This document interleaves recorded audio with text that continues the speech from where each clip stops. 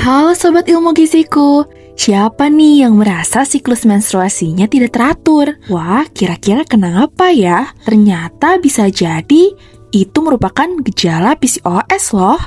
Kira-kira itu apa ya? Yuk kita bahas. Seperti biasa sebelum itu jangan lupa klik tanda subscribe dan nyalakan notif loncengnya ya, agar tidak ketinggalan video dan informasi kita yang terbaru.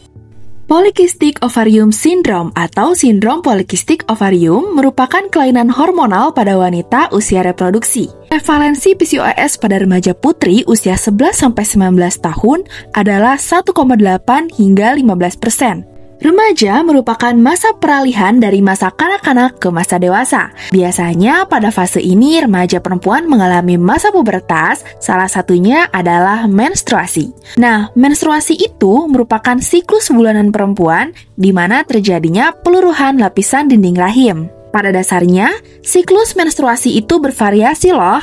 Normalnya berkisar antara 21 hingga 35 hari. Tapi, jika menstruasi tidak teratur, bisa jadi menunjukkan adanya kelainan kadar hormon yang disebabkan oleh PCOS. Normalnya, setiap ovarium mengandung sejumlah besar folikel, yaitu kantung-kantung berisi sel telur, yang sekitar 1 bulan sekali, pematangannya akan dirangsang oleh hormon FSH atau Follicle Stimulating Hormone.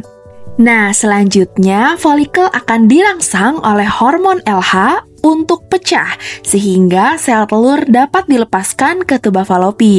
Nah, di masa ini sel telur akan siap dibuahi. Proses ini jika terjadi, maka para remaja wanita sedang mengalami ovulasi atau masa subur. Pada saat yang bersamaan, hormon estrogen yang dilepaskan dari folikel akan matang, sehingga merangsang penebalan dinding rahim sebagai tempat optimal bagi sel telur yang akan dibuahi untuk menempel dan bertumbuh kembang menjadi janin. Nah, jika pembuahan tidak terjadi, maka dinding rahim yang menebal akan luruh melalui reproduksi wanita. Proses inilah yang dikenal sebagai masa haid atau periode menstruasi. Wanita dengan PCOS tidak mengalami pematangan folikel, sehingga ovulasi pun tidak terjadi. Folikel yang harusnya pecah justru menjadi kista, yang lama-kelamaan mengakibatkan ovarium terisi dengan kumpulan kista-kista kecil, sehingga disebut dengan polycystic ovary. Hal ini tentu bisa mengganggu kesuburan yang bisa menghambat program kehamilan.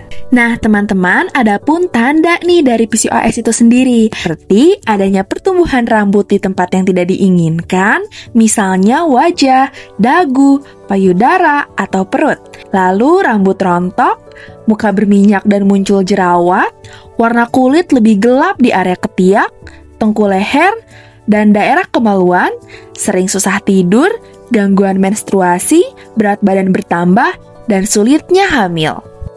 PCOS ini tidak terjadi begitu saja. Ada hal-hal pemicu yang menyebabkan manusia terjangkit suatu penyakit. Salah satunya adalah makanan. Mengonsumsi makanan yang tidak sehat secara terus-menerus dapat menyebabkan tubuh mengalami inflamasi. Nah, inflamasi yang dimaksud di sini ialah silent inflammation, di mana inflamasi ini tidak dapat diukur karena tidak ada rasa sakit atau gejala yang sama seperti inflamasi pada biasanya. Inflamasi ini disebut juga inflamasi kronik, di mana peradangannya terjadi dalam waktu yang lama, yang akan menyebabkan kerusakan secara diam-diam, secara sistematik di dalam tubuh. Menurut research artikel BMC Pediatric, remaja putri yang kelebihan berat badan dan obesitas dengan PCOS memiliki kebiasaan makan yang tidak tepat, yang dapat menyebabkan komplikasi seperti kurangnya kesuburan. Nah, berarti obesitas merupakan faktor yang dapat menyebabkan terjadinya PCOS ya. Hal ini disebabkan karena obesitas dapat meningkatkan sekresi insulin yang mengakibatkan produksi androgen ovarium. Akibatnya terjadi ketidakseimbangan hormon yang menyebabkan gangguan pada proses ovulasi yang akhirnya menyebabkan ketidaksuburan pada wanita. Berarti PCOS ini berkaitan dengan kebiasaan makan kita. Waduh, ternyata bahaya juga ya dampaknya. Tapi bagaimana ya cara kita mengatasinya? Salah satu hal yang harus dilakukan adalah menerapkan pola hidup sehat seperti seperti mengatur pola makan. Nah, diet yang bisa dilakukan salah satunya adalah diet anti-inflamasi. Diet ini cocok loh dijadikan pilihan untuk menurunkan kadar inflamasi. Dari beberapa sumber yang didapatkan, ternyata kalori yang disarankan untuk diet inflamasi ini sekitar 1.600 hingga 1.800 kilokalori per hari. Dengan takaran konsumsinya ialah 20% dari lemak, 45% protein, dan 35% karbohidrat.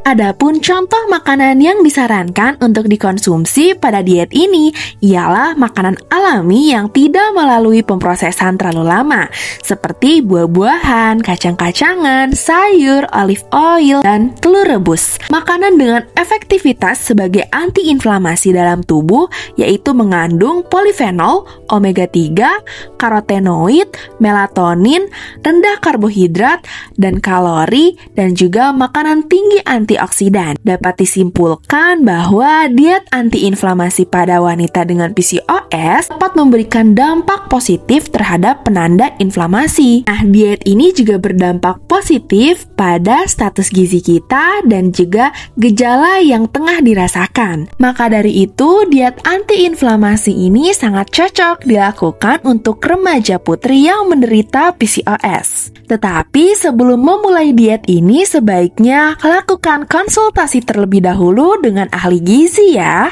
Tetap jaga kesehatan dengan menjalankan pola hidup seimbang karena kesehatan itu dimulai dari gizi. Saya Dini Anissa dari Ilmu Giziku. Sampai jumpa di video selanjutnya.